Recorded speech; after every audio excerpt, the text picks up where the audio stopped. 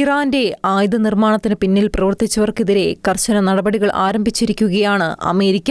ഇറാന്റെ ആയുധ നിർമ്മാണ മേഖലയെ സഹായിച്ച 10 വ്യക്തികൾക്കും കമ്പനികൾക്കുമെതിരെ US ട്രഷറി ഉപരോധം ഏർപ്പെടുത്തി.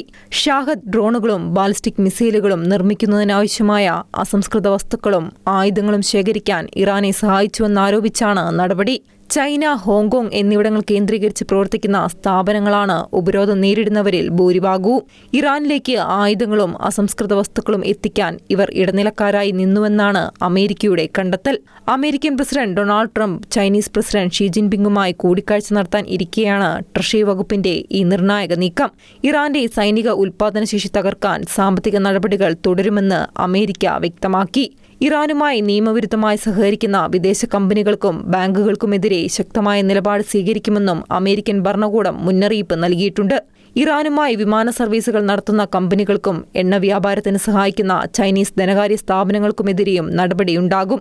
ഇറാന്റെ സൈനിക വ്യവസായത്തെ തകർക്കാൻ ഇനിയും സാമ്പത്തിക നടപടികൾ സ്വീകരിക്കാൻ തയ്യാറാണെന്നും ട്രഷറി വകുപ്പ് അറിയിച്ചു. ഇറാന്റെ ആയുധ നിർമ്മാണ ശൃംഖല തകർക്കുക എന്ന ലക്ഷ്യത്തോടെയാണ് അമേരിക്ക പുതിയ ഉപരോധങ്ങൾ പ്രഖ്യാപിച്ചിരിക്കുന്നത്.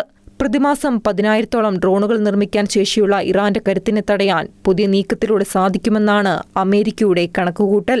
ഇന്റർനാഷണൽ ഡെസ്ക്, ഷെക്കേന ന്യൂസ്.